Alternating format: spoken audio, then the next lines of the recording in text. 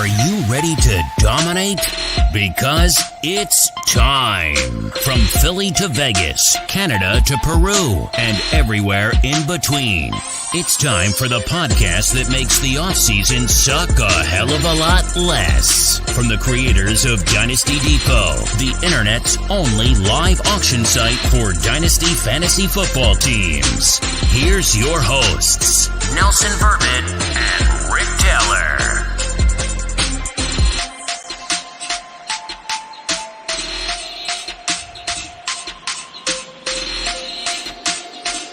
Yo, welcome to Dynasty Depot Live-ish Season 1, Episode 5. Very, very exciting show tonight. We have a very special guest on tonight, and we're honored to have him on and pick his brain and do some fun things with him tonight. But first, I must introduce my co-host. He's the guy that wears XL shirts at home, but adult extra small shirts at the gym. The man that gets very angry when the coconut donuts are gone. My partner, my friend, Mr. Rick Taylor. How are you, sir? Hey, Nels. That's very true. The donuts and the coffee are gone. There's problems. The donuts are gone. It's a problem. Also with us tonight is the princess of producing, the person that learned how to run Dynasty Depot in only 48 hours. Phantasy Heather, where are you? Hey. How are you today, Heather? Oh, I'm great. How are you guys? We got a fun show tonight. We got some good stuff going on. But you know what, Rick? Yes, sir. So we had some technical difficulties today. Are you aware of any of these? You're probably No. You're not. So first problem was during our test show today, this is what I was getting from Heather out of her mouth today. So for 2 hours, I had to watch Heather lip sync me, which kind of wasn't that great. No, it was just, can you hear me? Can you hear me? Can you hear me? Can you hear me now? Right. The damn Verizon dude. I'm living with the Verizon tube, right? And then Rick, you know what Rick Heather is? Because we also had technical difficulties with Heather's face today. You want to see what that looked like? That's it. That's how her face was coming up. So we decided, cool. Yeah, we decided that we would just go with Brick Heather tonight. So show us, Heather. Show us what Brick Heather looks like. Nice. Perfect. Not working. That's what Brick Heather. There's Brick Heather. Oh, there's Brick Heather. You have to give Brick Heather a second. She has to get queued up. I understand that. Okay. So Brick Heather, let us get rolling here. The show is... So episode 5 of Live-ish is brought to you by Dynasty Depot. Yes. Tonight, Brick Heather is offering 75% off any annual membership. Go to dynastydepot.com, type in the promo code LIVE, 75% off any membership. That's awesome, Heather. So before we introduce our guest, Rick, a couple things happening around Dynasty Depot. Heather just sent out today our first newsletter to all of our customers today. Talk to us about it, Heather. Okay, so the newsletter is going to go out every Monday. It is called Dirt, which is giving us what you need to know about the Dynasty Depot site, things you're going to need to know, things you better know. The things you better know are basically the rules. The rules of the site, what you should know, how to play fair. I like it. I like Right? it. And Rick, we decided that the end of this month, the Dynasty Depot promo codes are going away. Is that correct? Yes, sir. They are. They've brought a lot of people on board, a lot of good deals, but they are going. That's right. We're done with that. So if you want to get on the site, better get on at dynastydepot.com. Promo code LIVE, 75% off. March 1st, you're paying full freight. Maiden season's approaching, Rick, which we're really excited for. So, I know that the drafting season comes and these teams are going to be worth a lot of money on Dynasty Depot. Yeah, it's like opening day of the NFL season when the maidens hit. People jumping on drafting, and teams are going to go for a lot. You got all those rookie names out there. You got a lot of people who are going to draft, and maybe they don't like it or they think they can do better, but somebody's going to like the team. It's going to be a lot of action. I think it's going to be the peak of the season when we get. I agree. I think that those teams are going to go for premium prices. We already see what's going on out there now, and they're going to be worth a lot more. Another thing exciting before we introduce our guests is the Dynasty Depot referral program. So refer 3 friends. Heather will personally put a $77 Dynasty team in your account. Refer 3 friends. It's pretty simple, right? So is that a 77 Dynasty team from Depot, or is that one you can draft a maiden team? No, it's one you can draft immediately. It will be put into your FFPC account, and you go ahead and draft that right there. It'll be a credit to sign up for any $77 maiden team. It's pretty exciting for us. Yeah, cool. Let's do it. We got a special guest tonight. We're very lucky, very nice guy. He's read our commercials on SiriusXM. He is a Hall of Famer, Mr. Bob Harris. Welcome, sir. Yes. Hello, everyone. How are you doing tonight? Love it. Doing fine, Bob. Doing fine. Thanks. Hall of Famer is like being old and being able to read are like the 2 requirements. So no, man. Listen, we don't have many pros. This is an unprofessional show here. So maybe you can give us a little bit of stability tonight. You got the wrong guy. Come on, Bob. We're counting on you. Stability is not my middle name. That's right. Judging by your email address, correct. The opposite. So we're back. We're going right at you, Bob. Here, I got a question for you, man. What came first, the chicken or the egg? You know what? I don't eat either chicken or eggs, so I haven't given it a lot of thought. No, that's a recent thing. So it was the egg because some other things combined to make it a chicken, but it was an egg. Okay, go ahead, Heather. Here we go. Here we go. Here we go. So, Bob, our show is called Dynasty Depot Live-ish. We are 5 weeks old. I'm assuming you've been in this business a little more than 5 weeks, but you're using ish like we use ish. 5 minutes I've been around. 5 minutes at least. I think I've been using that for ever since I started on Sirius. So that's been like probably 10 years of that. So we're now copyright infringing, and we did not even realize that. Okay, I do not enforce my copyrights. I love you, man. Thank you so much. I just said we have a lot in common. I found that, and I'm like, Heather-ish, Bob Harris-ish. It's perfect, man. It's Kismet-ish. It was like early on in this industry, like people would say, I have this news. And it was like not everyone understood what news is. News travels. It's not your news. It's just the news, right? And so there is no copyright on news. It's moving right along. And so the ish is the same. That ish is the same ish as that. Man, but you have that publicized. It's out for the public to see. And now we're running around Dynasty Depot Live-ish. Maybe we can become famous like you and be even a bigger ish in the I believe the Notorious is what you're looking for. And by the way, I am exactly 1/4 of the way between Canada and Peru. I didn't think you knew this, but it's like totally true. Yeah, we got customers in Canada. We got this one guy down in Peru, and somebody wrote it into the line, and it's working for us, man.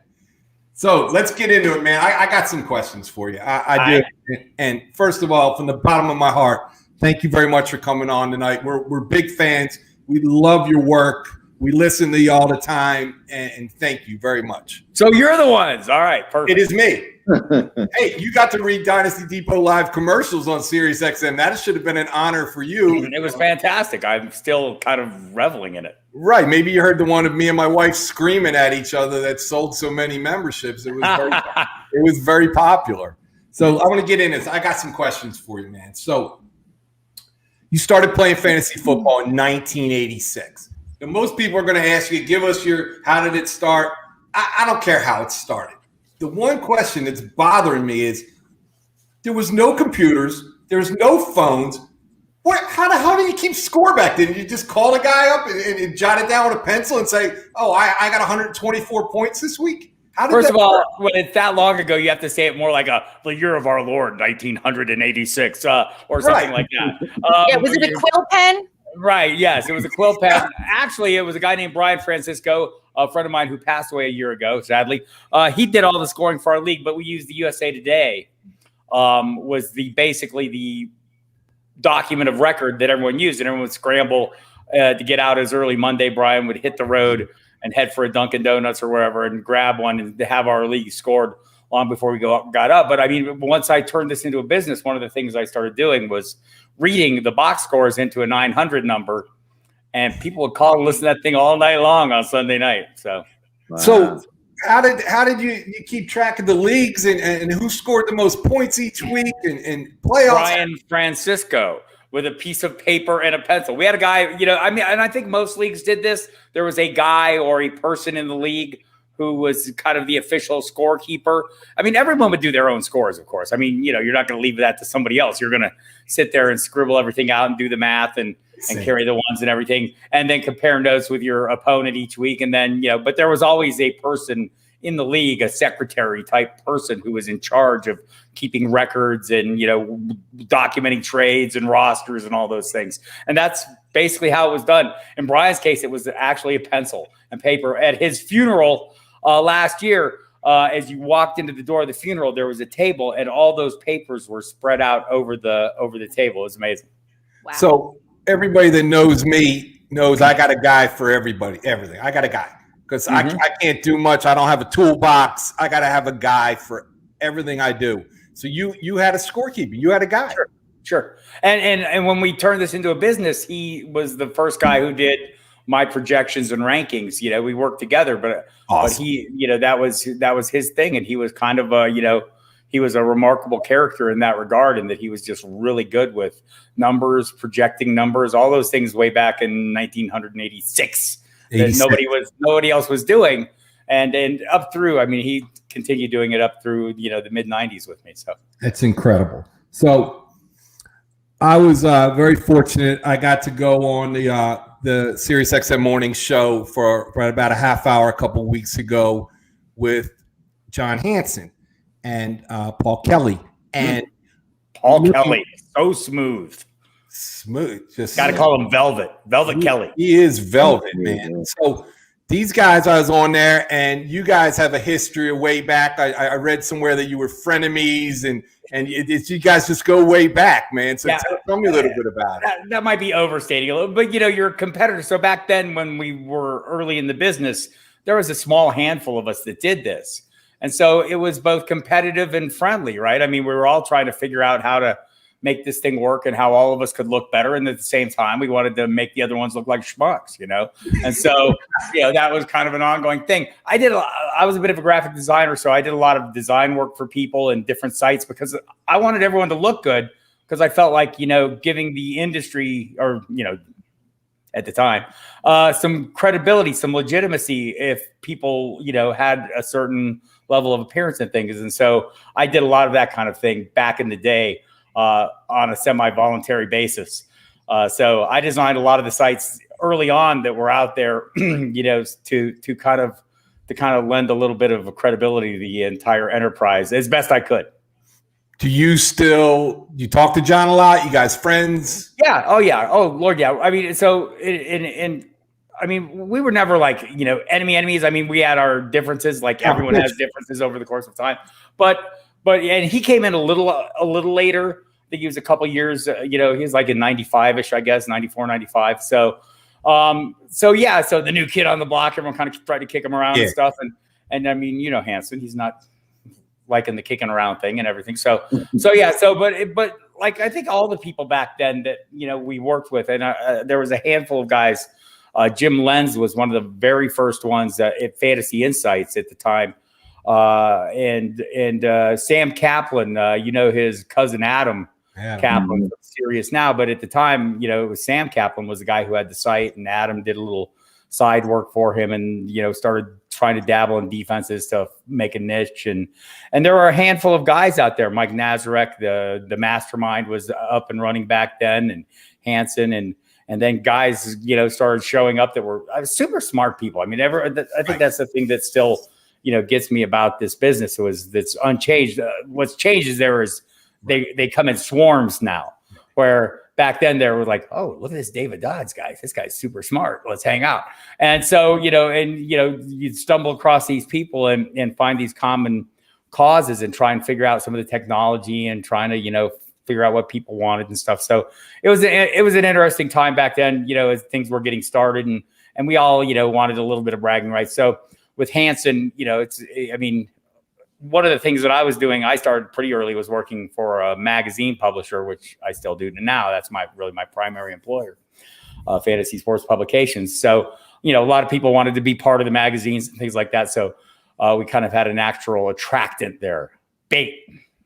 And so people would come flocking towards us, looking for, that's something, when you're on a newsstand, that gives you a little legitimacy too. I think we were all looking for that back then. So my favorite word was probably not used way back then. Analytics was not used in anything back then. It was personalities, correct? It was personalities. For me, I started, when I started doing this, I kind of wanted to make sure I didn't look like a guy who just started doing this. And one of the things was, I didn't want the story to be about me. I didn't want to be the story. I wanted the focus to be on things. And so maybe that was a little different with me than other people. I didn't want to be the focus of everything. And kind of over time, it kind of happens naturally, because you're the face of something. But I think at the time, I wanted the product to be the face. I wanted the product to be so strong that nobody cared who was doing it or who was writing it or who was creating it. And I think a lot of times people didn't know it was just one guy. I can remember, I think it was like 95, 96, getting an award, the top 5 of the web. There was, all these kind of things floating around back then, Lycos and all these sites that are no longer there were giving awards and stuff. And so I can remember a guy from the Fort Worth Star Telegram, they gave out awards back then too. And he called me and goes, man, this is a fantastic site. And you must have a ton of guys working for you. And I'm, sitting in a puddle of sweat in my underpants, just going, oh, hell yeah. Yeah. A ton of guys. Right. But that was the thing back then. You could put yourself out there as, and create that impression that you're anything you wanted. And I think that's something that I picked up on pretty early on. So like the first couple of years, there was no internet when I started doing this, or there was an internet and I was on CompuServe and I would get information a little faster than other people and give me a slight edge on things. But when the internet came, and I would literally mail things out, I would mail out a printed newsletter and also supplement that with a fax, which was a whole story unto itself. But about a couple of years in, one of my subscribers to that called and said, hey, have you ever heard of the World Wide Web? I said, no, tell me more. And he said, well, man, it's this thing. And, if you use this, all the stuff that you're sending out that's costing you X amount per customer will cost you 0 per customer. What? Yeah. You mean I could send 1 million for the same price I can send 10?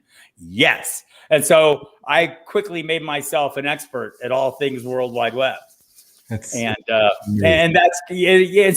was the kind of the thing, though. You could make yourself, you could present yourself as whatever you wanted to be. And that's something I wanted the entire group of us to do, was to kind of have this, the look and feel of things that were maybe a little more than we were at the time. And I think it was beneficial in the end, over the course of time, and maybe attracted some eyes to us. But honestly, the audience is there, right? As you guys know. Right. It's not like you have to go out and hunt people down. They're looking for you. Right. And back then they were looking even more. And that's one of the things, people ask me why I got into the business. And I'd say, well, I started playing in 1986. And it was week 2 of that season when I realized we don't know enough to play this game right. Because you just don't. You're getting a USA Today in the middle of the week that had a Wednesday injury report. And by the time Sunday rolled around, everything had changed and you had no idea what the hell. And so, that was kind of the realization. So I think the word we're looking for is pioneer. You are a pioneer. And you also mentioned you look the part, people don't understand, right? You're looking the part, people are looking at us. This is what a professional show. This is our 5th show. We look the part. We are learning. We're always learning, right? Right. And look, there's nothing about it. We're all there. And presentation is a big part of this business. Correct. And the better you get at that, the more, the more credibility you have. Right. So look, this is kind of a very populist kind of business, right? People dive in that, haven't really done this kind of things before, and they learn quickly. And that's one of the things you have to do is learn quickly when you get into the business that, oh, wow, here's what people want. And I mean, but you know it inherently, because as long as you play fantasy football, you understand the audience. And I make the same stupid joke I've been making since 1996 that, you know, we're selling ice to Eskimos. It's a tough audience, but they're there, right? I mean, they want the content, and they don't expect you to be right about everything. You know, and that was the other thing I picked up on really quick is, you know, be the first one to say you're wrong. And it goes a long way with these people because they've all made the same stupid mistakes I made. Right. And it's not like they're angry at you. You told me the wrong thing. They go, oh, yeah, I get it, because I've done the wrong thing before, too. As long as you're the one saying, oh, me.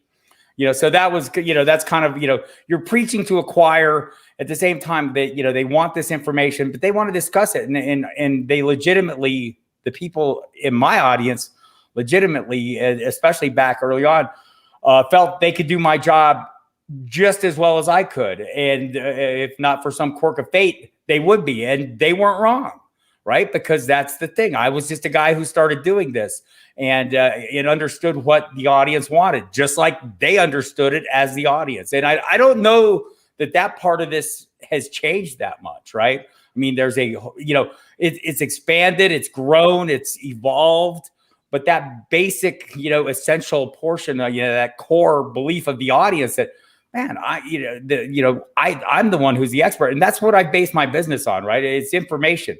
My job is not being an expert. My job is making my readers experts, you know, and so I think if you kind of carry that along, you know, that's kind of followed me through everything I've done. And again, it goes back to the beginning. I don't want the story to be about me. The story should be about the story, right? The work itself is where the focus should be.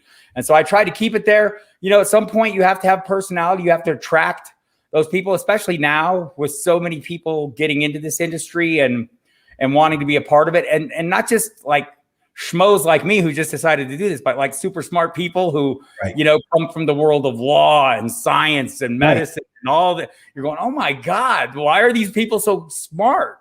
Right. And they jump in. And so, and they carry those real bona fides with them of understanding the nuances of the game and stuff. So you have to have a little bit of personality now to stand out a little bit, I think. You know, look, people are always going to look for the really good information. That's going to be first and foremost. But getting the attention is still important as well. You have to deliver it right. Mm-hmm. People are still going to listen to delivery. So what do you think, and it's a broad question, but the impact of fantasy sports radio, it's been huge, right? It's brought so many people into this that were never into it. People that were into it a little bit are now experts because of people like you. What has this done for the industry, fantasy sports radio? I think it's, you know, it's added a platform that gives a lot more voices to a lot more people. One of the things I try to do on my show, and pretty much every single show, is bring on other voices, right? And bounce things off them, talk to them, test my theories, test their theories, press them, want them to press me, all those things, you know, that kind of, you know, goes back, you know, historically to the classics and stuff, the Greeks and Romans, where they're throwing out, the Greeks are sitting there discussing and testing each other's theories. You want to do that, and there's enough smart people to do that. So we've, you know, it's added a platform where we could actually do that, right? And so it was interesting. One of the people who's like most responsible for the channel is a guy whose name is Steve Cohen, who in 1993, I met Steve in 91 or 92. He was going to the University of Arizona in Tucson, where I lived. He was a media student. And so when we started doing this, I needed some information. He had become a producer at a radio station in New York City. You might have heard of WFAN. Yeah. And he worked for some guy named Francesa, who apparently went on to do bigger and better things. So he was a producer. We would talk every day. And so I mentioned I send out a fax. Steve would call me and say, this guy practiced this, right? So he understood the same things I understood, except he had an added layer of understanding how to make money, which is proud of him, Steve. That was always my weakness, right? So he created this. They created this channel at Sirius, and it was a great thing. And, you know, you mentioned Hanson, and we had worked together for years. Right. Probably 15 plus years that we had, you know, been going at each other, going with each other, doing all these things. And I finally met him at an event that Sirius was covering, one of the FSTA shows in San Francisco. I think it was maybe 2015, I want to say. maybe a little earlier, 2013. And we were covering a fantasy draft of experts at this hotel in San Francisco, broadcasting live over the radio. And I'm just looking at him going, do you realize what we're doing? Is this the craziest thing? Could we have ever imagined this, back in 1994 or 95? And so it was, it was interesting. And I always, another of my many lame jokes is, meeting people in human form, because so many people that I worked with over the course of time that, I mentioned David Dodds. We would spend hours on the phone, just trying to figure out technologies and doing things and coming up with ideas and things like that. Down at football guys, right? Right. Yeah. And Joe Bryant, the same. They're football guys. We spent countless hours just trying to figure things out and how things worked and how we could incorporate the different technologies into what we were trying to do. And David was legitimately good at this. And so, when you actually meet these people in person, it's like, it was a kind of a big deal then. And to meet John Hansen the first time at this event, an industry trade show for the industry, right, live on the radio, broadcasting a draft. It was just, it seemed a little bit surreal. Right. And so, look, the whole thing has been a little surreal all along, honestly. I can remember when I'm starting out trying to explain to people, what do you do? And I'd say, I would show my parents this website on my computer, and my mom, well, you make computer monitors? What is this? I don't understand, So, it took a long time for people to even, really understand what the hell I was doing and what it was all about. And I think, other than people who played the game, there's a lot of people that still don't really understand what the heck's going on. Why is there a radio station for this? Why do they talk about it on ESPN all day? And I think the reason is obvious, is because we spend money and we watch games, right? And so we watch TV. So, all of this, going back, I was convinced this was going to be the biggest thing ever, right? And I think it kind of turned out to be that. And I was fortunate enough to be too stupid to quit. And another of my many lame jokes that will continue endlessly is, if I do this for another 20 years, I might break even.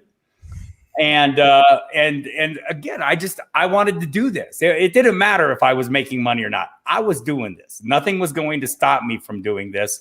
And one thing, and the urn is still empty. So, well, Bob, if this ever doesn't work out, you could be a motivational speaker, I think, somewhere, because. But you and Heather do have something in common, because Heather's family asks her what she does, and she cannot explain it to them. It can be difficult for people who don't really get it, right? And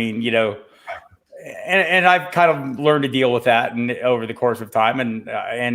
But now that it's like, oh wow, look, he has a place and he does a thing, and he's sometimes I think when we started doing the magazines, that's a little easier for people, especially my parents, or, feel, oh, wow, okay, I get it now. There's magazines about this. And then they see them in stores where they go shopping. They go, oh, wow, I saw the magazine you work on, and it's in the store. And oh my gosh.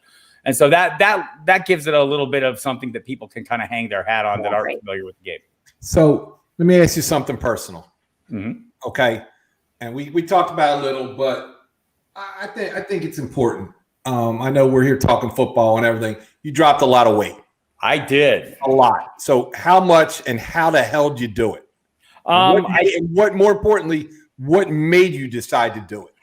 Well, if you really want to know the entire detailed story, go to my Twitter feed. It's pinned at the top. I wrote about it on a blog for a fitness outfit. But it was there was a photograph that was, so like, I am always hooked on something. Right. And it has often not been good. And, some of them were much worse. But one of the ones that turned out to be the worst was eating. Drugs, booze, all those things. I went through all those things. Right. And I would replace one with the other. Yeah, I'm good at that. Right. And so at some point it turned into eating. And before I knew it, all of a sudden I'm like, wow, I'm really big. And then all of a sudden, wow, I'm like beyond big. And then, I'm not going anywhere and no one's going to see me and all this, which was pretty easy because of the work I had chosen. I could lock myself in a room and just work away and eat and all these things. And then one day, I think it was my 45th birthday, which was 2006, somebody at the apartment complex I was living at snapped a photo of me. And they gave it to me a couple weeks later, and I went, "Oh my God, look at me!" And that photo's on that Twitter feed. And basically, I think the thing that hit me was not how ginormous I was. It was the look in my eyes. I just said, "I'm dead, and I don't know it yet." Right? I mean, it just, And so I said, I have to do something. And I've done something before, right? I've quit things that most people on my own that most people can't quit through various rehabs and things like that. So I felt like I can do this. I'm a determined person. Once I decide, and I think that's something that people really don't put enough weight in and have enough faith in themselves. You have to truly decide, right? I'm going to do this, just like I did with this industry, this job. I'm doing this. I don't care. And so I kind of took the same approach, and I'm a planner, and I kind of like make a plan, and then I make it better. And so over the course of time, I just started like saying, okay, well, first thing is simple math, calories in, calories out. And so I started counting calories, and I told myself I had to exercise every day. And I set aside an hour every day to exercise. And at first I could exercise like 5 minutes of that hour. But I lived in this crappy little apartment. They had a crappy little workout room. I was just sitting there the rest of the hour. And pretty soon I could do like 10 minutes, and then I could do 20 minutes. And so now my addiction is taking care of myself. And I think so I set a goal. So when I started doing this, I don't know how much I weighed. I had a scale that went up to 375 pounds, and I was way more than that. And it took a long time to get it below that 375. But I think I set a goal when I started. I set a 5-year goal. I wanted to be my high school wrestling weight. I was an athlete when I was a kid, right? So I wrestled at 190 pounds. So that was my goal. And it took me like 9 years, I think, to get there.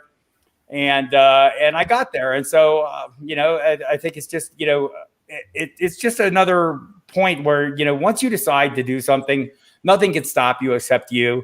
And, you can make excuses, and you can cut yourself slack, and you can do all these things, or you can bust your ass and do what you want to do. That's, it's pretty much that simple for me.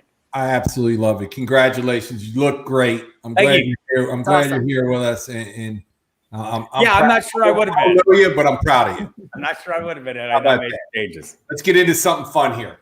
Okay, so you and me have something in common again besides ish. Okay, my family comes from the music industry. Like I said, Dick Clark used to come to my Friday night dinners at my grandmother's house. My grandfather were best friends, so I grew up in that. I know you're a big heavy metal and music guy. Okay, so we are going to play a little game tonight, and we're going to give you the most of the time, and we'll chime in a little bit. We're going to play Dynasty Depot heavy metal. Who you got? All right. Who you got, Bob? Metallica or Black Sabbath? Well, I don't actually have children, but I imagine this is like asking someone which of their children they love the most. So, so I love Metallica more, but Black Sabbath has a special place in my heart because that was the first heavy metal I ever heard. It must have Feeling My Thunder, man. Must have been 68 or 69. Feeling My Thunder, right? And I was at a friend's house, and his older brother had this, and I'm going, oh my God, this is what I've been looking for.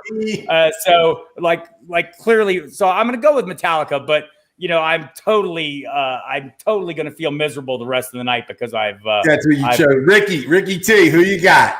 Metallica for me. Easy. Heather. Well, since I don't know one song by Black Sabbath, I will go Metallica. All right.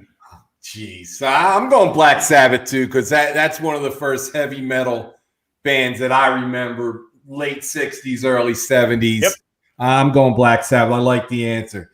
Next, Bob, who you got? Motley Crue, Alice in Chains. Wait, you cannot, because you know the guitarist from Alice in Chains, go there. He's not listening. Nobody listens to this goddamn show. It doesn't matter. Who you got?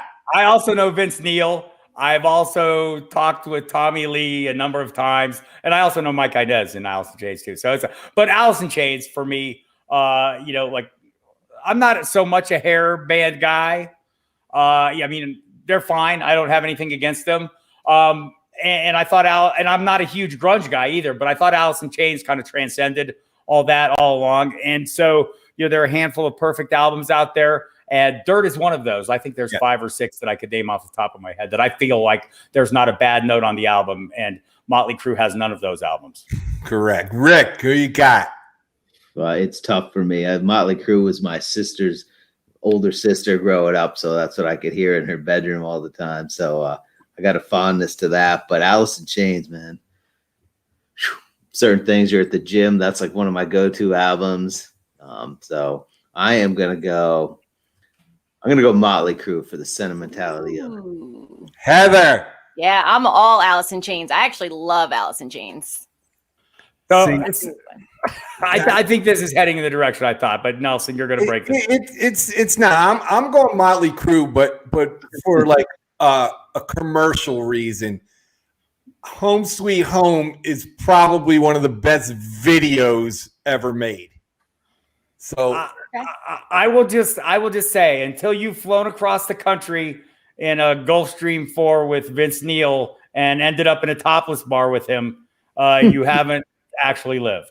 So you're telling me that's happened, and I think we're gonna that has happened. That's gonna be a me and you conversation, and I'm gonna live through you tonight, Bob, just because of that story. That's a dream of mine. I'd be really happy about that. That's Ready? awesome. Guns N' Roses or Judas Priest? Who do you got, Bob? Not even close. And all due respect to Duff McKagan, who I know reasonably well, it's Priest, 100% Priest. It's not even like a conversation. Ricky. Wow, I feel bad giving my answer here. You're allowed. I'm okay. I'm going GNR, man. GNR. Heather. I mean, again, I don't really know anything by Judas Priest. So I'm going to go Guns N' Roses. See, we could get Bob to bring one of those guitars out from back and start jamming some stuff for you back there. But it's pretty split for me. I'm probably Guns N' Roses also. I'm not sure why, but I'll say Appetite for Destruction was a game-changing album. There's no doubt about it. Right. But It was. Priest has that lifelong. This is a good one right here. Ready? Bob, who you got? AC/DC or Kiss? It's going to be Kiss for sure. I mean, Kiss. I knew you were going to say that. So, kind of Kiss was middle of the high school started happening for me, which, hold on. I got to stop you. Tell me you were on a plane with Gene Simmons going to Vegas one night. I was not. I've never had any connection whatsoever. Tell me that, Bob. I've never had any connection with anyone in either of these bands. I love them. They're both good bands. Like they're kind of similar. I like the comparison here because it's really basic rock. It's, not super high end, but it's super great. But Kiss came along and also a game changing organization back in the mid 70s. So I'm going with that. Ricky. I am going, again, opposing Mr. Harris. I'm going AC/DC. It was, high school days, listen to this like before football games and that. It just had a connection for me. So Phantasy Heather. So I think Kiss gave me nightmares when I was a kid. Like if I saw their face on commercial or something. And my husband loves AC/DC. So I'm going to go AC/DC. So I'm not going to vote, but I am going to tell you, I believe it was 1974-ish, Bob-ish. I saw at the Spectrum in Philadelphia Kiss with special guest AC/DC. And I'll never forget it. And that's why I brought that up. It's two bands that I grew up with, and I love them both. Here's probably the biggest one ever. Okay? Beatles or the Stones, Bob? The Who. Wow. Ooh. Sorry, goes off the board. Ooh, That's I'll go with that one call, too. I'm with Bob on that one.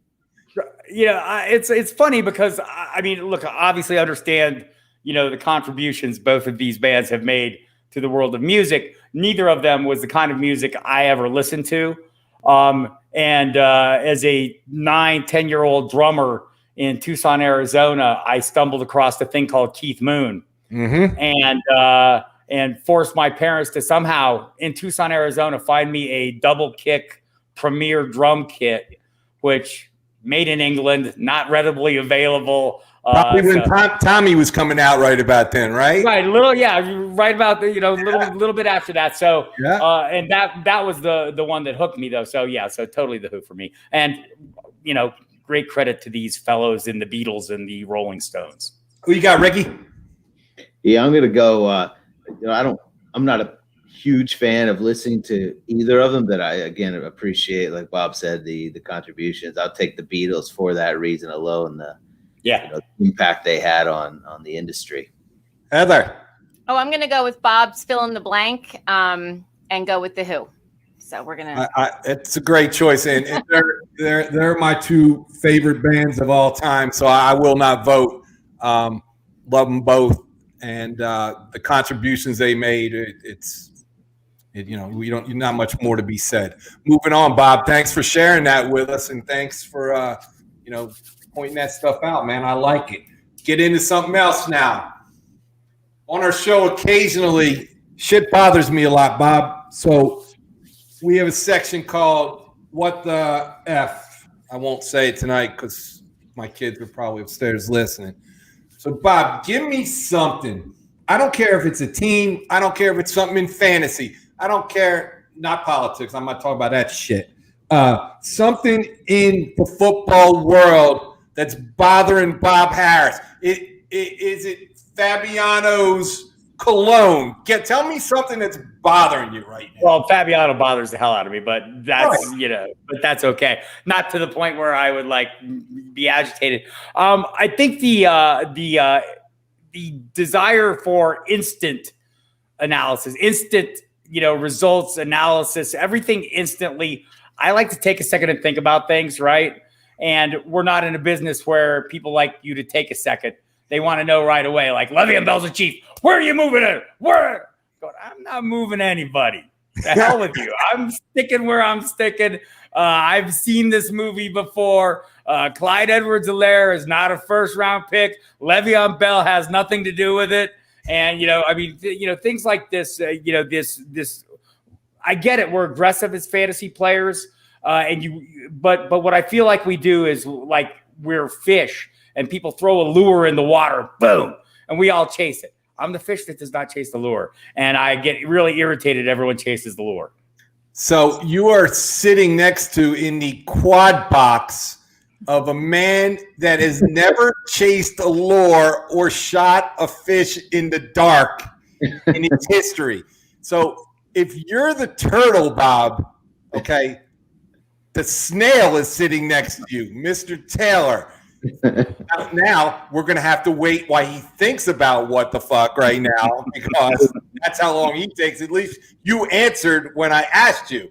Mr. Taylor, give me something bothering you today. I also do not like to give, without answers, without some analysis. But what the F for me is when I post a good team on Dynasty Depot and I'm trying to, spread some good teams to the public, and my partner calls me and he says, "Oh, Rick, I just got this great team on Dynasty Depot," and he starts reading the team off to me. And it's mine. But finish the story. The other piece that he does that with his own teams too. How many times have you bought and sold your own team? Dude, I knew it was a good-looking team, so I put it up for sale, and I bought it back for more money, man. I know what I like, brother. Oh, my God. Unbelievable. What the F is bothering you? What is bothering you today, Fantasy Heather? Because you've had a rough day. You were in the brick house. You have looked like somebody from Avengers. It's not been smooth for you today, Heather. Yeah, no, it has not been smooth for me today. But my WTF, I do feel as a Philly sports girl that when a player gets traded, he somehow goes to a team that wins the championship. And I feel as though that has just happened. So let's see what happens. Okay, so my WTF is going to play off of yours, because what's bothering me is that dude from North Dakota State's bothering me, because people are blind to the fact that he can't read defenses. People are blind to the fact that he is stubborn, and he's got a bad attitude. I watched that man change in 5 years in Philadelphia. A lot changed, and probably a lot has to do with money. I don't like his arrogance, his cockiness, his unwillingness to be coached, and we didn't get much back, but we probably got a lot more than I thought we were going to get back. And I'm done with him. This team needs to rebuild. He wasn't going to help it anyway, so I'm glad he's out of here. He's bothering me. That's what I have to say about Carson Wentz today. There you go. See, this is the thing, though. Being a fan, it clouds your judgment. It does, for sure. It does, but like you said something earlier. Okay, people sit at home and they think that they can GM a team, right? Everybody thinks that. That's why we played it. Why would he make this move? Just like people at home were saying they can do your job, right? That's what we talked about earlier. That's why people play fantasy, because they can do Howie Roseman's job, and they wouldn't have paid Carson Wentz when they paid him. Just like if we're getting into that, Sean McVay, I thought was a genius. What happened? He traded up to get Jared Goff. He paid Jared Goff when he didn't have to pay Jared Goff. Now he had to pay to get rid of him. Is he still a genius? No, he is not. And the Eagles did not have to pay Carson Wentz when they paid Carson Wentz. Okay, and they knew there were problems. They knew he didn't see the field right. I could sit here and tell you I should be the GM, head coach, whatever, but I know what I know, and I know what I see, and I know somebody that's not able to go through progressions because they make it and show it to you on TV, and I can see this stuff. I know when I'm at the games when somebody's running wide open and he never looks that way, something's wrong up here. He's been hurt a lot, been hit a lot. Something's not right there. I'm going to be surprised if he has big-time success in Indy. The only thing he has going for him is that line, and he's going to hand the ball off to that guy about 25 times a game, which makes everybody a quarterback. What's that? That'll help. I think he's going to have success. He's going to be able to stand back there, and the thought of getting hit is going to be off of better receivers, his old coach. Yep. As long as they don't bring Nick Foles in as his backup, it'll be okay. Yeah, talk about it, inferiority complex. Yeah, and we're moving on. I'm annoyed now that we even talked about that. Moving on. Just annoyed. The guy annoys me. Next, on Dynasty Depot, Bob, we post what's called the Team of the Week. This is a team for sale on Dynasty Depot right now. We got, this is a Dynasty team, of course. Brady, Cousins, Wilson, Winston. Okay, we got a backfield of Carson, Swift, Mostert, Henry, Jacobs. Decent wideouts with a couple young studs in Ridley, McLaurin. Great stud tight end, sitting at 1-3. First thing you're doing when you look at this team, what kind of moves you thinking about making? You getting rid of Carson? You think he's going to land somewhere? You don't have much value there. Swift's obviously your money guy.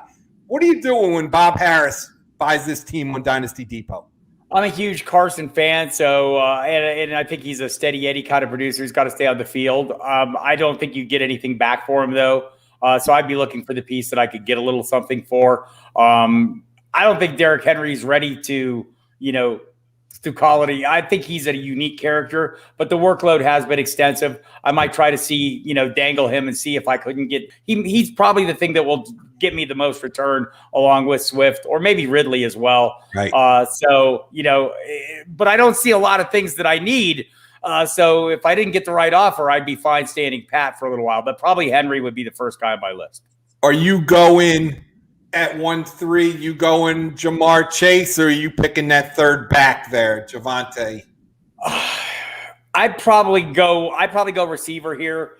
The way this roster is built, and I think I've got running backs for another year or two here, so I'm probably going to go that direction. If Raheem Mostert could stay healthy in that offense, he's a remarkable player. And the offense is well suited to him. Love Robbie Anderson, a guy that I said I would not draft last year, and I ended up drafting because there he is in the 13th round. I'm going, why is he still here, even in a new team? So, and that one paid off for me. But just looking at some of the guys on here, some of the young talent, I'd be fine living with that. But adding to that and rolling with the running backs I have. I like it, Ricky. What are your thoughts on this team? Yeah, it's similar. I think you want to move the player that you're going to get the most value for. Henry, there's usually a guy or two in the league that are still, buying into him being able to continue that and big fans. Jacobs, I've seen get some good value. So between those two, I try to get another pick for next year, maybe a first and maybe a little lower level running back, and then go receiver at 1-3 to fill out that. And then you have Ridley, McLaurin, a young receiver, and like you said, we have Samuel and Anderson. They bring in a new quarterback there. Those guys could be, at least. Well, Samuel's a free agent, right? I'm pretty sure. Who is? Curtis Samuel. Yeah, he is. He is a free agent. And probably will be moving on. Will be or won't be? Will be, probably. What's your thoughts on him? I mean, the guy kind of emerged last year as kind of a slash type player, and I think he could be more than a gadget player if he's given the opportunity, and I think somebody will give him that opportunity. I think you're right. It's going to be an interesting landing spot. He's going to be a sneaky guy next year. Thanks, guys. I appreciate that. This team is for sale on Dynasty Depot. I like it, man. That's great input. So, Bob, we're going to get you out of here in a couple minutes, but I do got a couple questions off of the World Wide Web today. So. Oh, I got a fax, too, that just came through. We're going to throw it. By the way, the fax is unprecedented. That's probably one of my old customers, I guess. I like it. So, Dynasty redraft, Bob. After CMC probably going 101, who's Bob Harris's 102? Man. It's a tough question. Yeah, if Barkley was like healthy, it would probably be an easier call. Me not choking would be an easier call. That's a good call.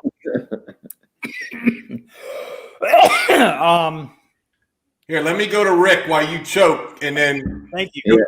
You'll be better in a minute. Are we talking dynasty here, Nels? Standard? No, Redraft 102. Whew.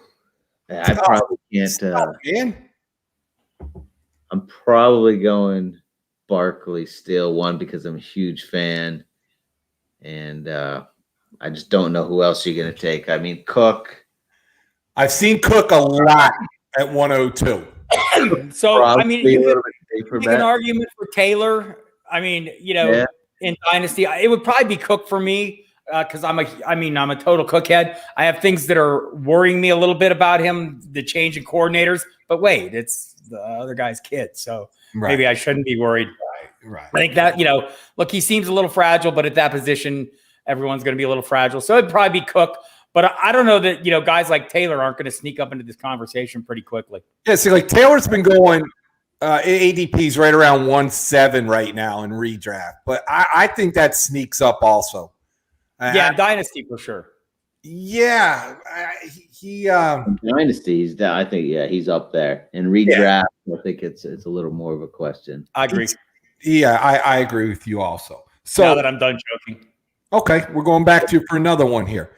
So my friend Jeremy Miller, a.k.a. the Taco Corporation, has chimed in.